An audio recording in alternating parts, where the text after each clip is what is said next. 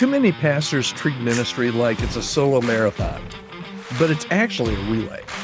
In this episode of the Healthy Church Staff Podcast, we're going to explore why leadership handoffs are essential for a healthy, sustainable ministry and what happens when you grip the baton a little bit too long. So whether you're approaching retirement or transition or just trying to raise up new leaders, today's episode is for you. Hi there, my name is Todd Rhodes. I'm one of the co-founders over at chemistrystaffing.com, and I'm your host right here on the Healthy Church Staff Podcast. What if the biggest threat to your church's future is your refusal to let go? Too many leaders and ministry leaders think finishing strong means holding on, but in a relay race, that mindset loses the race. So today we're going to unpack why healthy churches thrive when leaders know how and when to pass the baton. We a lot of times talk about this as having a succession plan. So stick around because that's what we're going to be talking about today. And one decision could determine your ministry's long-term impact. Okay, let's start here. Ministry is a relay, not a solo marathon. We've glorified the idea of running the race alone. A lot of pastors just have to. They're solo pastors, or they just feel like they need to do things on their own. But the New Testament church wasn't like that at all. And the New Testament church wasn't built by solo runners. It was built by teams who handed off leadership intentionally, and they didn't hold it with a closed fist. Look at Paul. Paul passed leadership to Timothy. Moses passed it to Joshua. Jesus passed ministry to his disciples. None of them tried to cross the finish line alone. So today, if your mindset is, I started it, so I should finish it, you may be sprinting past the very people God is calling you to equip and to hand things off to. Let's talk a little bit about the cost of holding on too long. I see this quite often.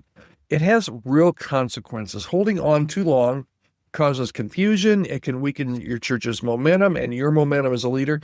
It often also discourages emerging leaders as well. Your team can stop growing if they sense that there's no place for them to lead. And even worse, if they wait too long, they'll just leave, not out of rebellion, but because you held it tight-fisted. The grip was never loosened. Leadership is not just about carrying the baton. It's also knowing when it's time to let somebody else run for a little while. So how do you know when it's time to pass the baton? How do you know? Let me give you 3 different things that I think might help you if you're trying to figure out, okay, is it time to start even having a conversation about succession, or start even having a conversation about when to pass the baton? 3 warning signs, or 3 signs that it's time to at least start having a conversation. Number 1, you're just too tired. You're just tired, but you're afraid to admit it. You no longer feel that stretch of growth. You feel like you're just managing things, and emerging leaders are knocking. You've got them. You've got some people around you. They're knocking on the door, but you just haven't opened the door. So passing the baton doesn't mean that you're quitting. It means choosing legacy over control. It means choosing stewardship over ego sometimes. It's hard, but it's true. Set up the next runner so that they can do well. Don't just drop the baton. And here's what a healthy standoff looks like. Clear articulation of the mission and the values, and having ongoing conversations, not just announcements. Anybody can make an announcement, but working through the actual conversations is the really hard part. And getting public blessing and empowering the person you're handing off to privately, just giving them empowerment. So many leaders drop the baton when they finally burn out. And let's normalize what we can with this.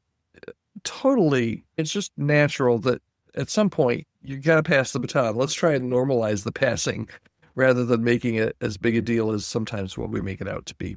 Leaving isn't failure, it's faithfulness. God doesn't just call us to ministry. Sometimes he calls us through it. So your obedience isn't measured by how long you stay, but how well you transition at the end. A relay doesn't cheer the person who ran the longest. A relay team doesn't cheer the person that ran the longest. They cheer the team that finished with unity and purpose. So, where are you at? Maybe you're nowhere close to thinking it's time to pass the baton. Maybe you've been thinking this for months, maybe even years, and you just haven't done anything about it.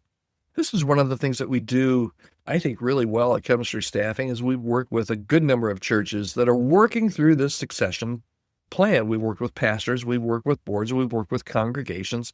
Everybody comes into it with their own interest at heart. And we've been through this before with other churches. Most of the time, this is going to be your first time that you've ever had to pass the baton. In some ways, you don't know what you don't know. And same for your board. This might be the first time that they've gone through a change in leadership. Just having some outside eyes and ears, somebody to kind of walk you through and help you set up the guardrails, because these things can be tricky at times. But it's never too early. I always say this, it's never too early to start having the conversation. Usually not too early to start having the conversation. And side note, we like to work with pastors and churches 2, 3, even 5 years out front to develop that plan. The longer the plan, normally the better it ends up going, and the long-term success of that succession plan goes well into the future. So if you're in the middle of a transition or thinking about one, you want to take the next step, you want to talk to me or somebody on my team at Chemistry, reach out to me, podcast@chemistrystaffing.com. I'd love to hear from you, and podcast@chemistrystaffing.com. And we'll set up a time and just kind of hear your story and see if there's any way that we can help. All right, we are here every day on the Healthy Church Staff Podcast. I hope you'll join me again here tomorrow. Have a great day.